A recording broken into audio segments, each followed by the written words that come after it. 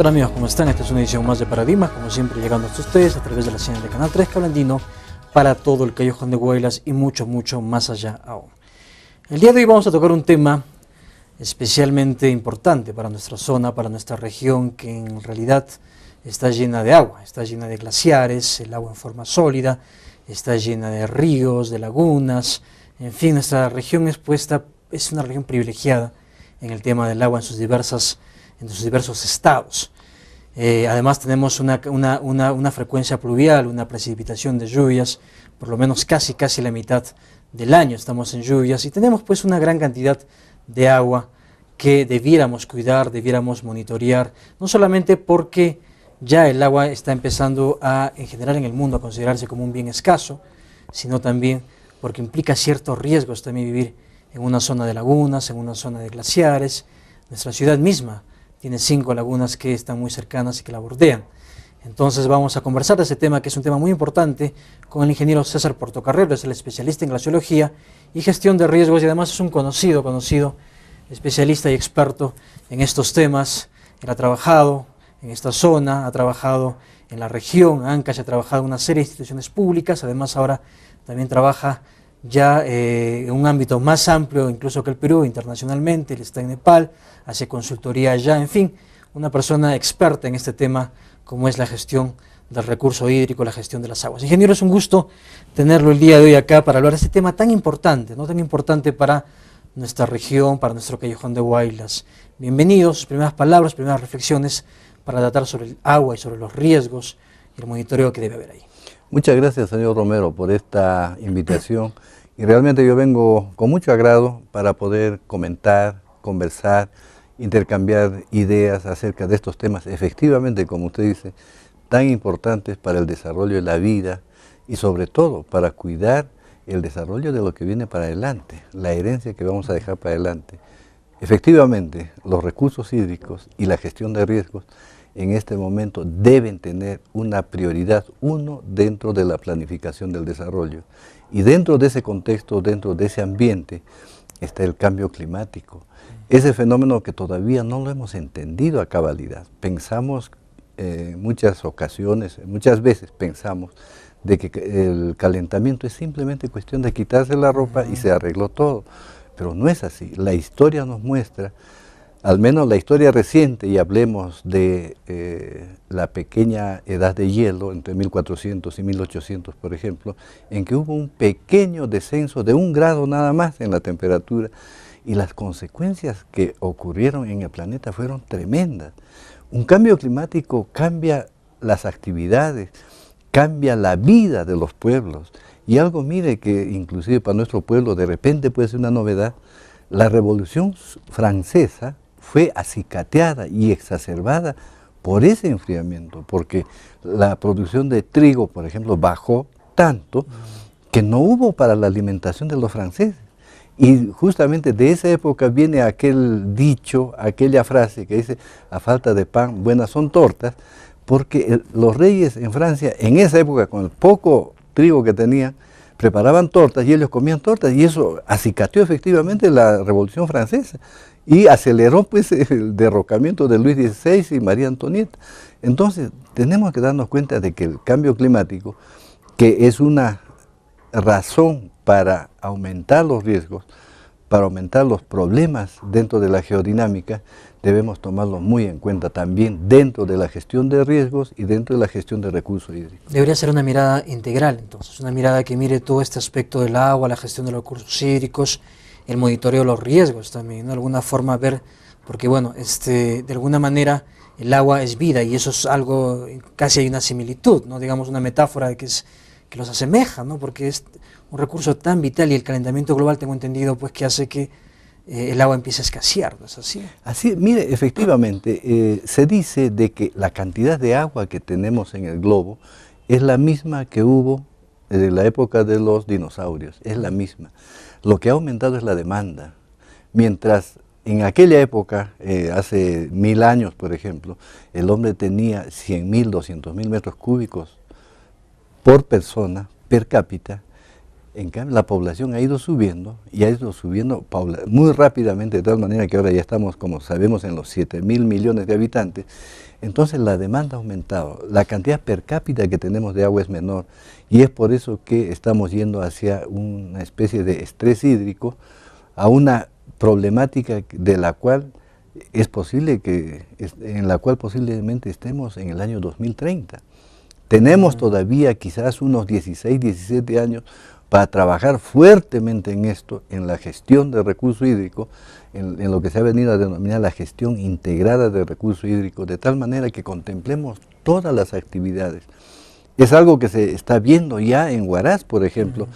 Yo noto que la empresa de saneamiento, por ejemplo, la denominada EPS Chavín, viene trabajando en todo lo relacionado a un proceso de sensibilidad, tiene un programa radial. Pero hay que tener en cuenta de que el agua para las poblaciones consume una fracción de todo el recurso, que podríamos considerarlo entre 8 o 12%. Sin embargo, hay otras actividades que consumen mucho más, más del 80%, la agricultura, claro, por ejemplo. Entonces también el sector agricultura tiene que preocuparse por seguir el ejemplo de la empresa de saneamiento, de tal manera de sensibilizar también a los usuarios agrícolas y sensibilizar también al gobierno regional para que se invierta más en capacitación e implementación de sistemas para un mejor uso del recurso hídrico. Un uso racional, ¿no? un mejor aprovechamiento, ¿no? O sea, porque el agua en muchos casos se desperdicia, ¿no? O sea, y hay ahora sistemas y técnicas de riego que, digamos, hacen que el agua, pues, el goteo, el microgoteo, etcétera, el agua por riego por aspersión, que hacen que el agua se optimice, ¿no? O sea, el uso del agua sea mucho mejor, ¿no? Y que no se desperdicie tanta agua. Efectivamente, hay sistemas que evidentemente tienen un costo, ¿no? Tienen un costo y por lo tanto el Estado tiene que conducir, tiene que establecer los mecanismos para hacer una mejor gestión de la demanda, ¿no? Se dice que en la gestión de cuencas, que al final de cuentas es la gestión de recurso hídrico, prima la gestión de la oferta y la gestión de la demanda. La gestión de la oferta es lo que comúnmente se hace en cuanto a construir mayor cantidad de reservorios, mayores facilidades, canales, captaciones, etcétera, etcétera. O sea, facilitar una mayor cantidad de agua, un mayor suministro de agua. Pero al mismo tiempo hay la gestión de la demanda y se dice dentro de la teoría de la gestión de cuencas de que es más importante la gestión de la demanda. Debemos hacer un uso más eficiente del recurso hídrico.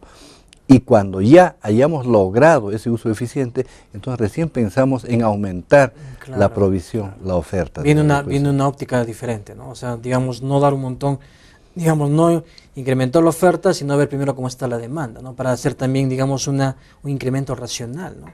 Porque la capacitación, la educación, el uso adecuado del agua son importantes, ¿no? O sea, si eso no está primero en la población, digamos, se puede pedir 4, 5, 7, 8 reservorios, pero ¿qué sentido tendría si esos son para desperdiciar?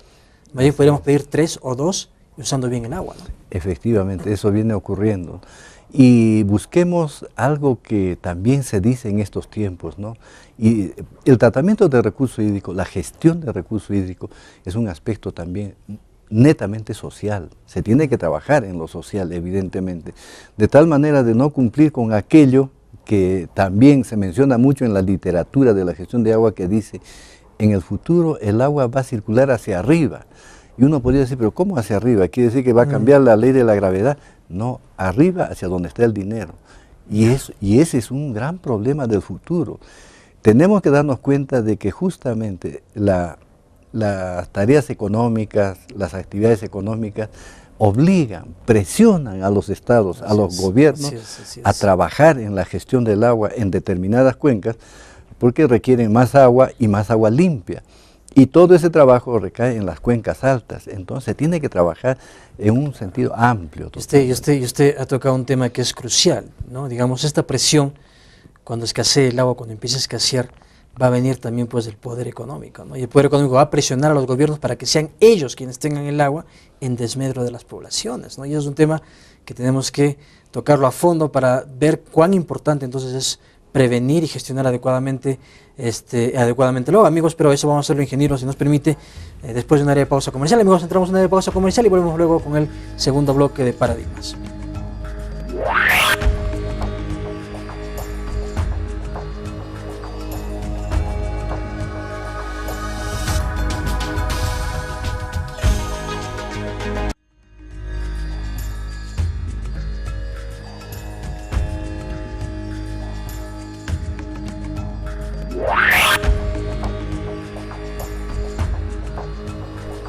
Amigos, estamos aquí de vuelta en Paradigmas conversando sobre agua y gestión de riesgos, el tema que nos convoca el día de hoy. Por ello estamos conversando con César Portocarrero, el ingeniero César Portocarrero, quien está pues hoy día aquí en Paradigmas y él es especialista, experto en todo lo que es gestión de riesgos y glaciología.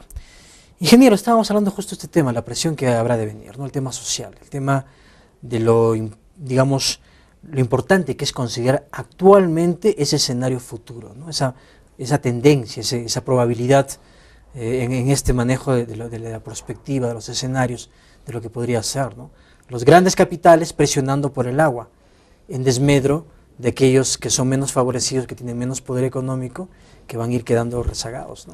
Así es, efectivamente. Debemos darnos cuenta, especialmente las personas que nos dedicamos a las ciencias físicas, a las ciencias naturales, que no podemos olvidarnos de la ciencia social, no podemos olvidarnos del hombre, que es para el que trabajamos. Hay muchos proyectos que nosotros los elaboramos, los conducimos, y quisiera mencionar en esto, adelantándome un poco, el caso de Parón, por ejemplo, que es motivo de un análisis muy exhaustivo desde el punto de vista social.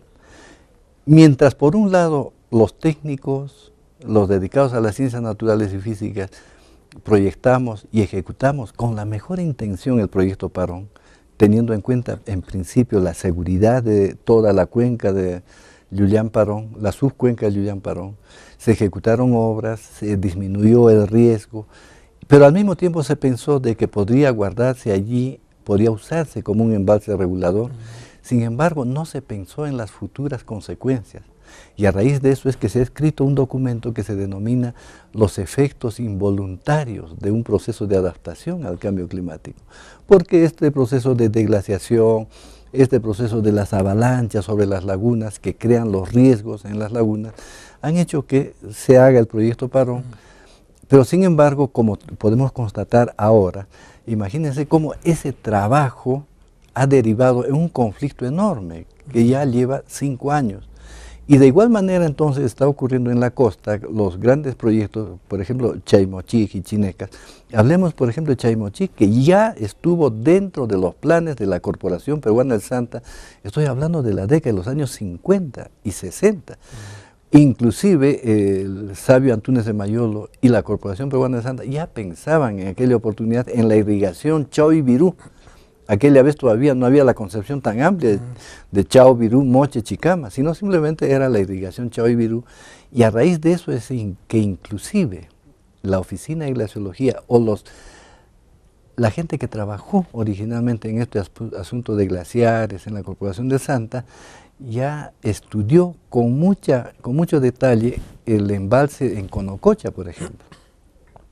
Construir un embalse en Conococha, porque ya se sabía desde la década de los años 30, cuando Antúnez de Mayolo estudió los caudales del río Santa, de que no eran suficientes, los caudales naturales no eran suficientes, y era necesario guardar agua, construir embalses, y unos lugares muy aparentes, muy económicos, donde se puede guardar agua, es aquello que la naturaleza nos ha proporcionado, per se ya había creado, las lagunas, claro, ¿no? Pero Conococha ha bajado, ¿no? Conococha ha bajado su nivel. Bueno, el embalse no era en la laguna Conococha, sino en la pampa de Lampas, ¿no? O sea, en la superficie que está aguas abajo.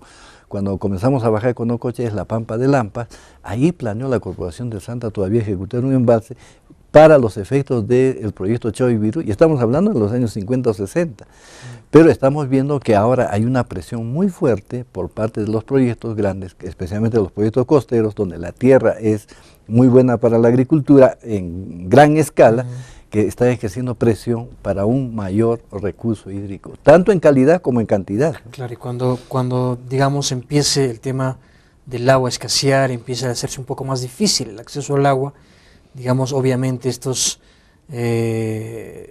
ámbitos económicos, estas industrias van a requerir pues agua, ¿no? La exportación va a requerir agua y se va a tener que lamentablemente empezar a presionar para que se deje de dar agua a los pequeños agricultores y se derive el agua más hacia los grandes agroexportadores, y va a ser un terrible problema, ¿no? Así es, pero podemos anticiparnos, y ahí está justamente el espíritu de la planificación, de ver hacia el futuro, ¿no? Y me gustaría mencionar en este momento los famosos principios de Dublín. Los principios de Dublín fueron dados todavía a principios del año 1992, cuando en Irlanda se habló de la problemática del agua. Y esos principios de Dublín son los que prácticamente han dado las pautas para las leyes de recursos hídricos o las leyes de aguas en diferentes partes del mundo, en que todos los países han comenzado a modernizar sus leyes de recursos hídricos. Posteriormente a los principios de Dublín es que viene la famosa conferencia de Río de Janeiro en mayo-junio todavía del año 92. Pero hay algo importante y me gustaría mencionar, tomando este valioso tiempo de esta entrevista, los principios de Dublín. El primero dice, el agua es un recurso finito, Claro, vulnerable, esencial para la vida, el desarrollo y el medio ambiente. Y en esa frase se resume la gran importancia del agua, ¿no? Que es un recurso finito que no lo tenemos en unas cantidades inconmensurables, sino hay un volumen fijo que debemos tratarlo y cuidarlo bien. Es vulnerable porque podemos contaminarlo, podemos malograrlo muy fácilmente. Es fácil, ¿no? Fácilmente es fácilmente sí. contaminarlo, polucionarlo, es muy fácil. Entonces debemos cuidar eso. Esencial para la vida, eso lo sabemos todos, porque sin agua no hay vida, no hay elemento que pueda sobrevivir en este planeta. Esencial para la vida, el desarrollo, porque el desarrollo sabemos que todo lo que usamos, todo lo que tenemos, se hace con agua. Claro, el agua es el elemento, el líquido elemento, el elemento que digamos es crucial, ¿no? Para la existencia humana, ¿no? Como solvente para bañarnos, como nutriente para tomar, es fundamento de nuestras comidas. O sea, de las bebidas, o sea, todo está en agua, de la industria, de todo, o sea, absolutamente todo. Vital para la vida, para el desarrollo y el medio ambiente. El medio ambiente, ese panorama tan bonito, ese paisaje que tenemos tan bonito y que esta zona es privilegiada, el Callejón de Huaylas y la zona de Conchugos, se debe justamente a la existencia de esos adornos tan simpáticos de las cumbres, que son agua en estado sólido. Y luego viene el segundo principio de Dublín, que también nosotros deberíamos tenerlo en cuenta, y es base de nuestra ley de aguas actualmente. El segundo principio fundamental de nuestra ley de aguas justamente se basa en el segundo principio de Dublín, que dice: la gestión y conservación del agua es un proceso participativo en el que intervienen todos los niveles del Estado y de la sociedad civil debidamente organizada. Entonces, la gestión del agua, o sea, ese manejo, en otros términos, del recurso hídrico, no es solamente injerencia de una institución o de un dignatario o de un gobernante o de un alcalde o de un presidente regional, no.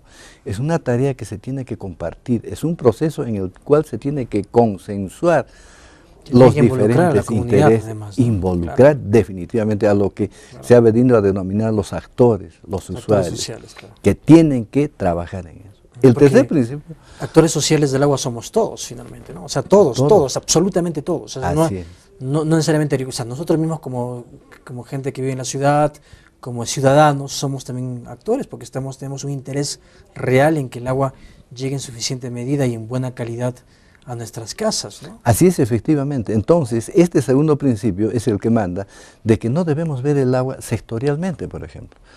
El sector vivienda no puede ver aisladamente cómo abastece de agua a las ciudades, o el sector agricultura no puede ver aisladamente cómo abastece de agua al sector agrícola, o el sector energético cómo da agua para las hidroeléctricas, o el sector minero.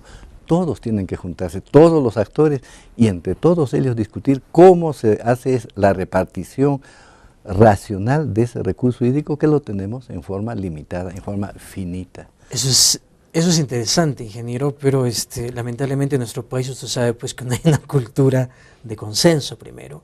Es difícil crear una cultura de consenso y luego además una cultura participativa que implica el consenso, y también hay mucho conflicto, ¿no? O sea, nuestro país es uno de los países que... Ancash es la primera región en conflictos en el país. Así donde se han registrado. O sea, ¿cómo hacer? O sea, no tenemos tampoco una cultura de prevención. Pero sabe, sí, efectivamente, ahí podemos entrar a la gestión de riesgos, dentro de la cual también está el cambio climático, pero la misma ley de recursos hídricos, la actual, dice: el Estado crea los mecanismos para que se cumpla este proceso participativo.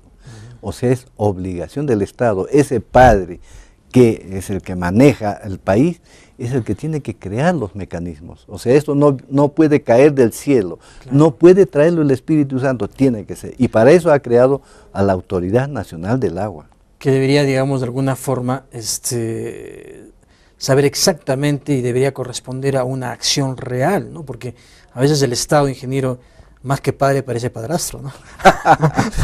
Nos olvida sobremanera a nosotros los ciudadanos, a veces toma provecho de otras cosas, en fin, es todo un tema que vamos a profundizar, si le parece, en nuestro siguiente bloque. Amigos, estamos conversando con el ingeniero César Portocarrero, especialista en glaciología y gestión de riesgo. Vamos a ir a una breve pausa comercial y continuamos aquí luego de ella en Paradigmas.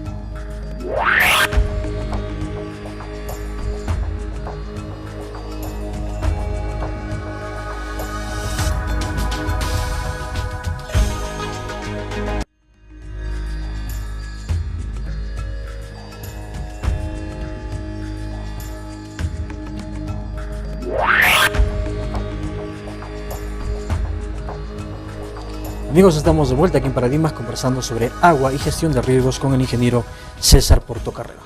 Estábamos hablando de los principios de Dublín, habían dos más. Así es, efectivamente, quedan dos más y son importantes desde este punto de vista. Mire, el tercer principio de Dublín dice, en la conservación y gestión del agua tiene un papel preponderante y debe ser considerada la mujer.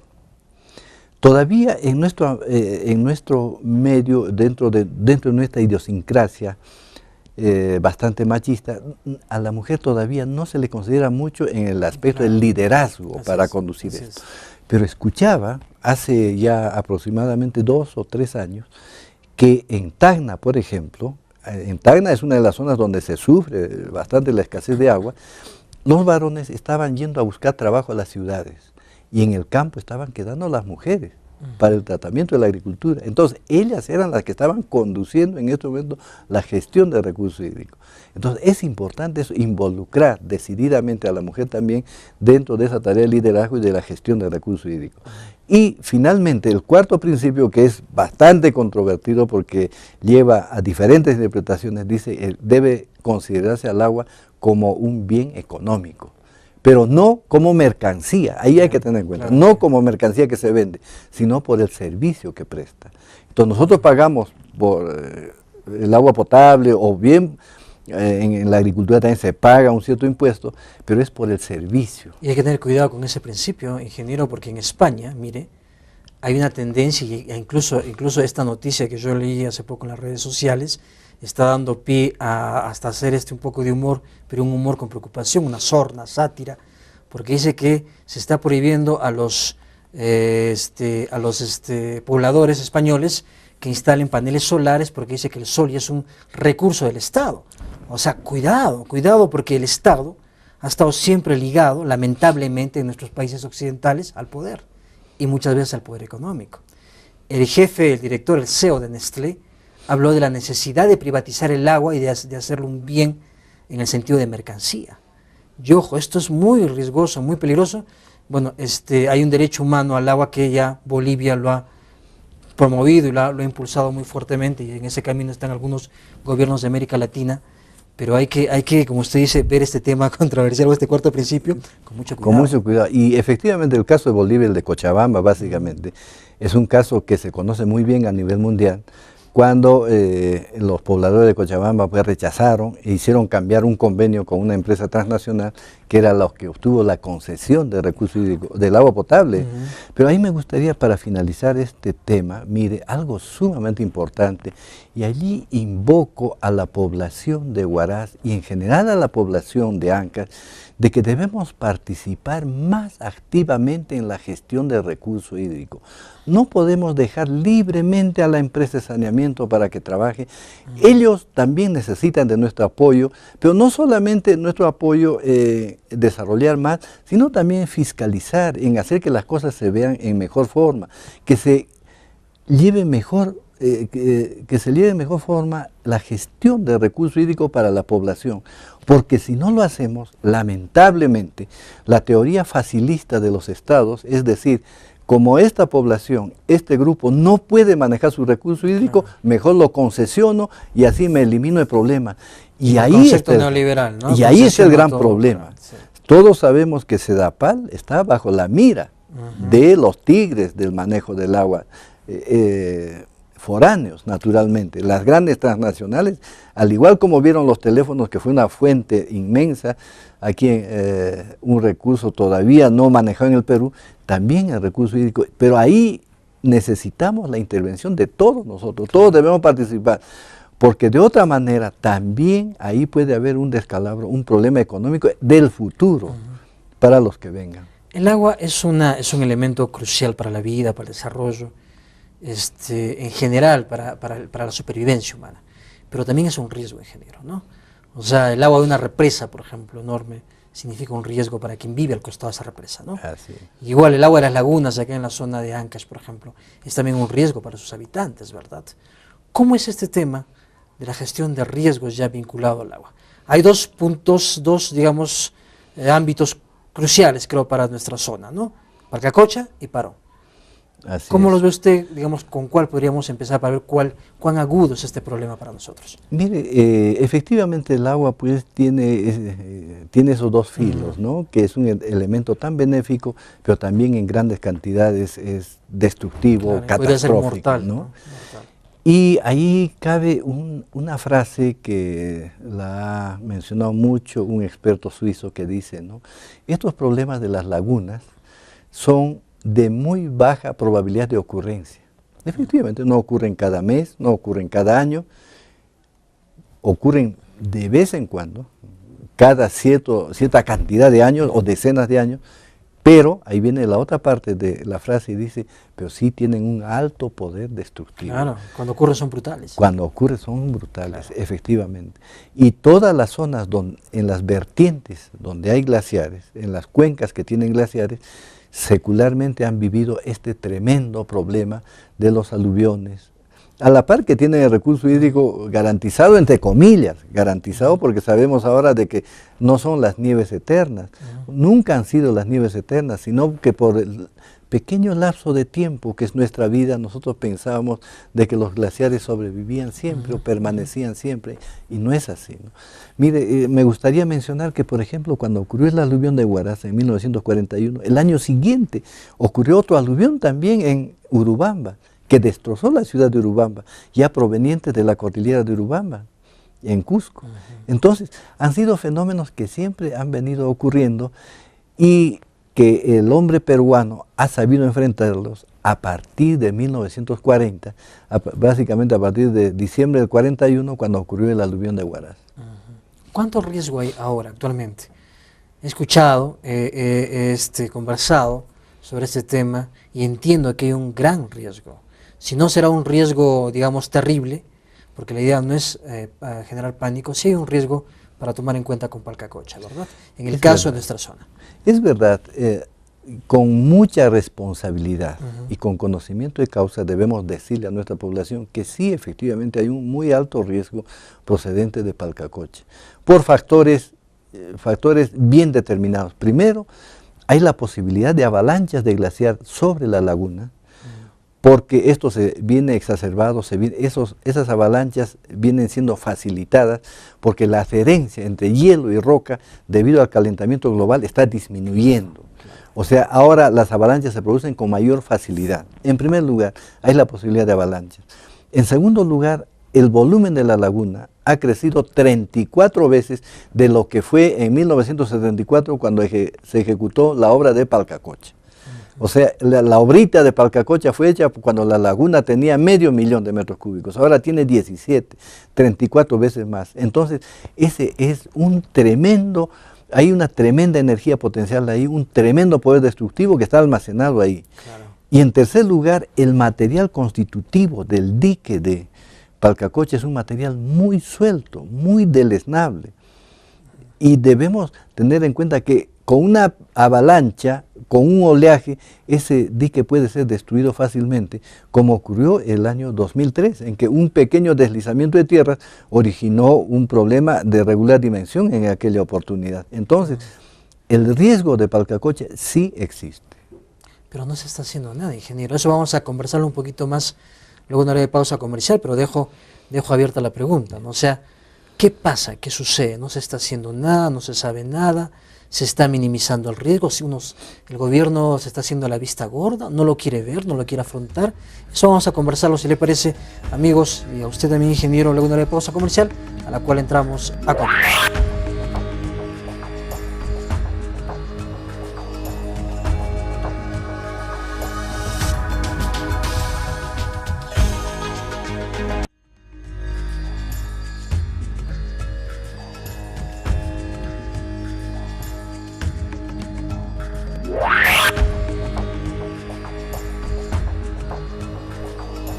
Amigos, estamos de vuelta aquí en Paradigmas conversando sobre agua y gestión de riesgos con el ingeniero César Portocarrero. Habíamos dejado la pregunta antes de irnos a la pausa comercial. ¿Por qué? ¿Qué está pasando? Nos estamos haciendo la vista gorda, no queremos ver, estamos como otras veces en nuestra historia, no solamente de Ancash, sino republicana, no queríamos ver los riesgos cimientos. No se quiso ver el riesgo de una guerra con Chile, por ejemplo, no se quiso ver. Como el avestruz metimos la cabeza en la arena y no quisimos ver eso. No se quisieron ver una serie de procesos, no se quieren ver los riesgos que existen con algunas construcciones, en fin. El peruano no es muy, digamos, dable a la prevención, pero en nuestro caso, que parece, digamos, de consideración, ¿qué está pasando con Palcacocha? ¿Por qué no se quiere ver eso? ¿Por qué no se quiere tocar eso? Mire, yo le voy a decir con mucha responsabilidad de que hay dos factores aquí que están interviniendo.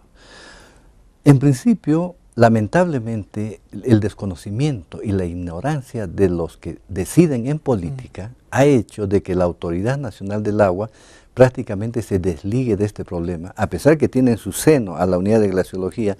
Sin embargo, el tema de la glaciología y la seguridad de lagunas no ha sido tomado con la responsabilidad del caso. Y se ha liberado de esa función a la unidad de glaciología y se ha pasado al organismo regional. Eso ha sido una decisión de la Autoridad Nacional del Agua, de pasar esta función a esto de los trabajos en las lagunas, los proyectos y ejecución de obras de seguridad en las lagunas al gobierno regional. Entonces, ahí viene el gran cambio. Mientras en las décadas anteriores, hablemos 70, 80, 90, había una entidad responsable tenía que ver todos estos asuntos, estudiar, proyectar y ejecutar para tener tranquila a la población. Ahora ha pasado esto a manos de gente que todavía no conoce. Claro. Quizás, pensando positivamente, podemos decir de que quizás la región está queriendo hacer algo, pero no tiene los elementos para poder ejecutar este trabajo. Entonces, está dando bastonazos de ciego, está viendo qué hacer. Y es lamentablemente el error. Lo que viene ocurriendo ahora, y eso ya se ha dicho en repetidas oportunidades, es ejecutar de una vez la obra de seguridad en la laguna. ¿Cuál es?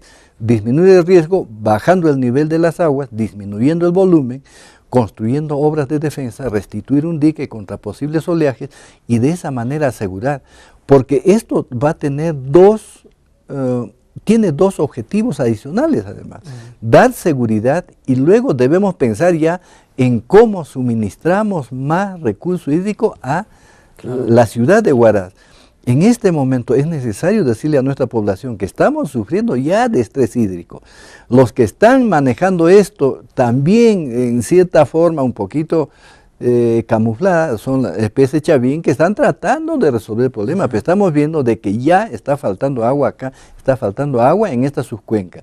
Y eso también depende de los trabajos de Palcacocha, porque para construir cualquier embalse adicional aguas abajo, primero debemos asegurar Palcacocha. Debemos estar seguros que no se va a desembaltar súbitamente.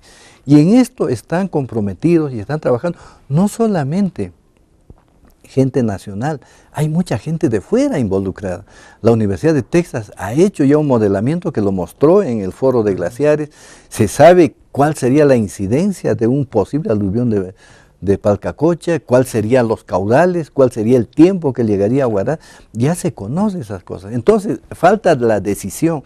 Es necesario que tengamos en cuenta de que la gestión de riesgo es parte de la planificación del desarrollo. Por supuesto, por supuesto. O sea, ver dónde se ubican además, o sea, dónde se planifica territorialmente, dónde se ubican las casas, de qué manera, o sea, siempre hay que tener en cuenta ese tema, porque ¿qué pasaría? Yo le hago esta pregunta que es un poco dramática, ingeniero.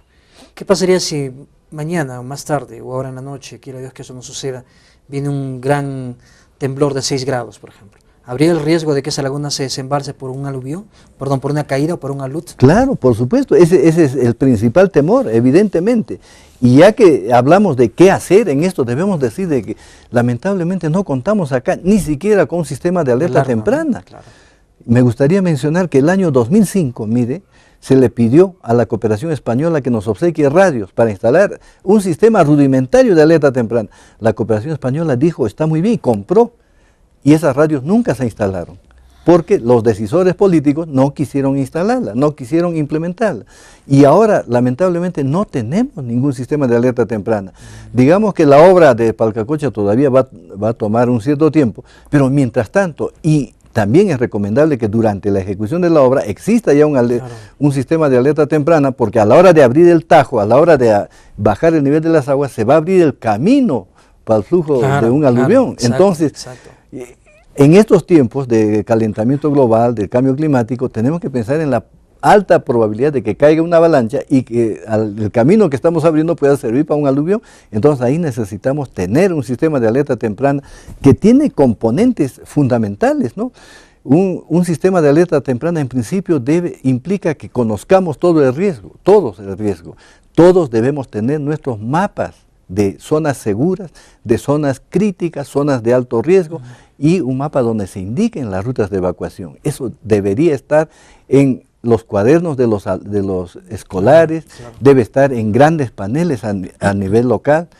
Se debe hacer un monitoreo de lo que viene ocurriendo en la laguna, instalar un sistema, ya sea de cámaras, de geófonos o de sensores que nos puedan advertir en qué momento ha caído una avalancha. Para no sé, siquiera 10 minutos, no, algo de tiempo, que para saber, ¿no? ¿Qué hacer una en ese implementación. momento? El sistema de alerta temprana consiste en todo eso, un pronóstico, que se tiene ya el modelamiento. Inclusive se ha estimado qué cantidad de gente moriría en todo esto. ¿Cuánto sería? Bueno, eso son datos que todavía no, yo considero que no es conveniente darlos a la población. Pero sería una buena cantidad. Sería una buena cantidad, y sería un daño grave. Claro, se paraliza el desarrollo de la región. En eso todavía no estamos pensando. Estamos pensando de que las obras de infraestructura son las únicas que se deben ejecutar, pero ante todo está la seguridad y tenemos que trabajar en la gestión de riesgos. La comunicación, la difusión de todo esto a nuestra población es vital. Todos debemos estar conscientes de que hay una amenaza allí. Y ahí va orientada justamente la cultura de la prevención. La cultura de prevención implica que todos tenemos que pensar en todo momento que hay amenazas, que cuando cruzamos una calle hay la posibilidad de que nos atropelle un carro, que en la noche tengamos un infarto y así. El mundo actualmente está lleno de amenazas, de peligros, de riesgos y por lo tanto la cultura de prevención es vital dentro de todo esto. Entonces en Palcacocha lo recomendable es hacer ya las obras y teniendo al mismo tiempo un sistema de alerta temprana, pero que sea pues un sistema de alerta temprana real.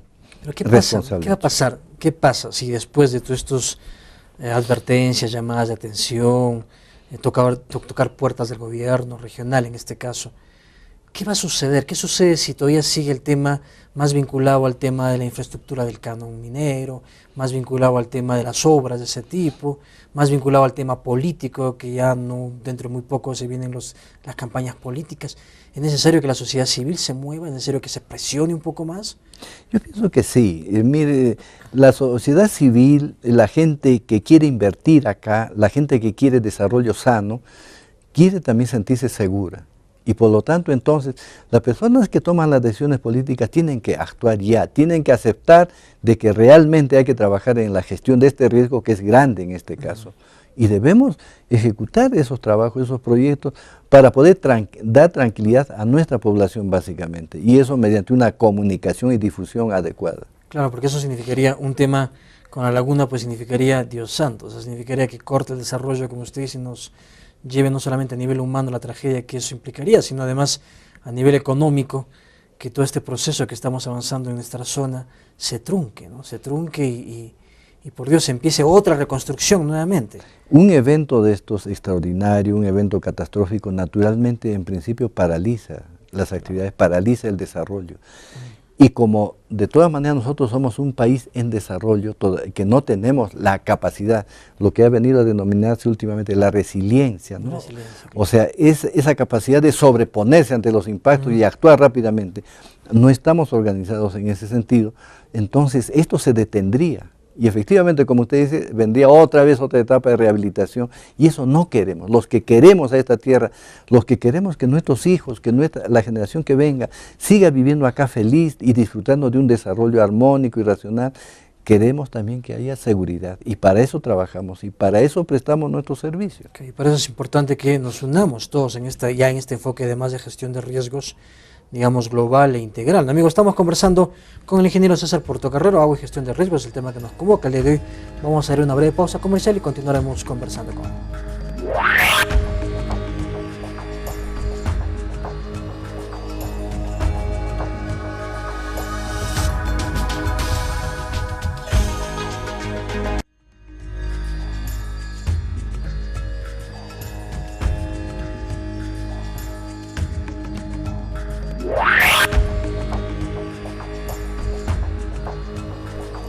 Amigos, entramos nuevamente aquí para Dimas, conversar sobre agua y gestión de riesgos en nuestro último bloque ya de programa.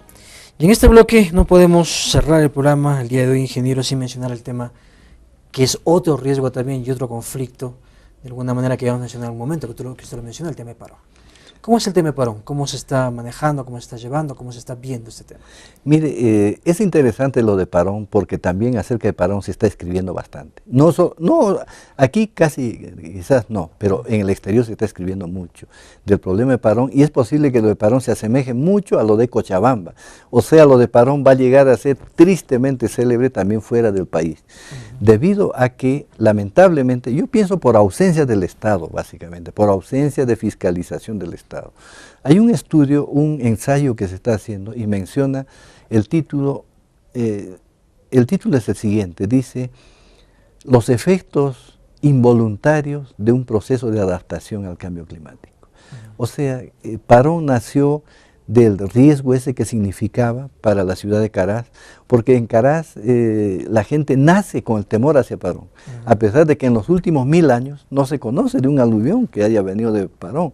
Sin embargo, es posible que en algún calentamiento, ya sea en el último pequeño calentamiento entre el año 900 y 2000, haya ocurrido un aluvión, o quizás en el anterior calentamiento entre 5000 a 6000 años atrás, quizás esa vez ocurrió un aluvión, y solo quedó eso como rumor, como un lejano temor, ¿no? Pero se instaló en el inconsciente colectivo. Está instalado en el inconsciente colectivo. Okay. Entonces, a raíz de eso es que cuando ocurrió lo de Huaraz, la gente ya en Caraz comenzó a preguntarse, en la década de los años 40, y así, ¿qué hay de parón?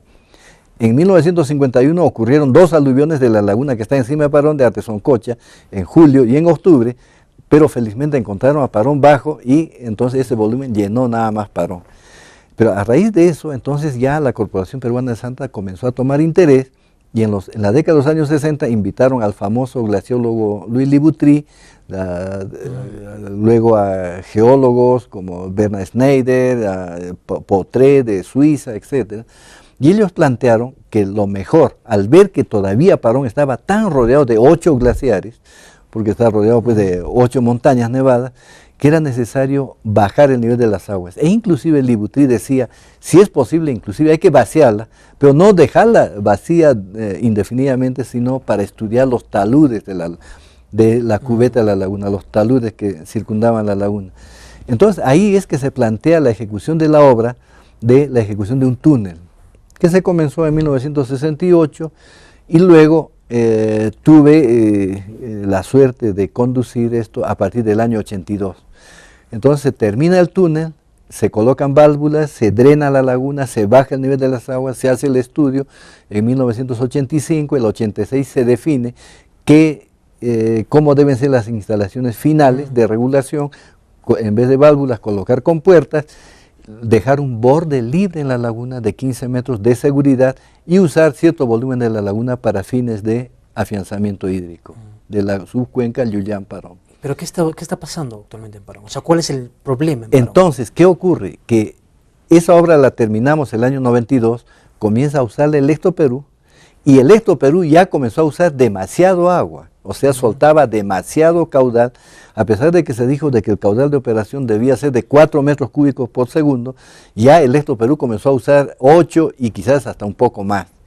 Luego viene la privatización de Parón y Duke sí en forma comercial, ya en forma totalmente buscando ganancias económicas con la generación de energía, comienza a usar ese mismo volumen y quizás también volumen mayor y comienza a destrozar el cauce, comienza a destrozar las bocatomas de riego de los agricultores, comienza a enturbiar el agua. Y eso significó la toma de Parón, ¿no? Entonces todo esto llega a ocasionar pues el enojo, el desengaño, la preocupación de todos los habitantes de la subcuenca Llullán-Parón, de tal manera que el año 2008, justamente un 29 de julio, toman la laguna y son 5 años que está en esa situación de stand-by, en que dolorosamente el Estado no ha planteado una fórmula de solución y tampoco la sociedad civil. Y es un tema terrible, porque es un tema, pero es un tema que también ya amerita todo un programa extenso, porque hay que analizar, digamos, a nivel social, a nivel económico, a nivel político, hay muchas miradas que podrían darse sobre ese tema de Parón, pero ya comprometería de todas maneras algo más en extenso. Yo quiero agradecerle bastante el haber estado hoy día acá hablando de este tema que es importante y que nos advierte y nos alerta, aunque sin la intención de crear pánico, pero sí pues para darnos un remesón y decirnos caramba, esto está pasando, y agradecerle ya sus palabras finales antes de despedir el programa el día de hoy. Con mucho gusto, mire, solamente quisiera agregar finalmente de que no solamente tenemos que hacer diagnósticos, no solamente ver la problemática, sino también plantear soluciones, y es necesario ya que se haga la gestión de las subcuencas de la cuenca de Río Santa. La subcuenca de Quilcay merece atención especial, la subcuenca de Chuchún en Carhuaz y la subcuenca de Parón, Llullán, es necesario. Y para eso es conveniente que la Autoridad Nacional del Agua involucre una adenda, una enmienda dentro de la Ley de Recursos Hídricos, de tal manera que podamos manejar ya esos espacios más pequeños como prototipos o pilotos y de esa manera llevar a una solución a esta problemática, tanto de la gestión del agua como de riesgos. ¿No? Nuevamente, ingeniero, agradecerle, porque es que este tema es muy importante y habrá oportunidad de hablarlo, no solamente acá, sino en otros ámbitos, en otros espacios ciudadanos, porque es necesario que la ciudadanía, además, amigos, se comprometa en este tema que, en verdad es preocupante por los datos que circulan, es preocupante por la información a la que algunos hemos tenido acceso respecto al riesgo que sí es inminente de Palcacocha. Y bueno, Parón es otro gran tema también que tiene otras aristas sociales. Pero, amigos, estaremos pendientes también desde Paradigmas y en general con lo que es la protección de nuestra ciudad, de nuestra zona, de nuestra familia, de nuestros hijos. En fin, eso involucra pues todo. En general, el agua puede ser una cosa maravillosa y puede significar vida, pero el agua cuando es descuidada también puede significar todo lo contrario. Nada más, es una breve reflexión y como siempre pues nos encontramos la próxima semana como siempre en un programa de Paradigmas. Agradecer al equipo de producción que nos acompaña semana a semana y por supuesto recordarles el correo electrónico de Paradigmas, paradigmastv@gmail.com. Nada más con nosotros hasta entonces, hasta nuestro siguiente programa. Gracias por su teleaudiencia.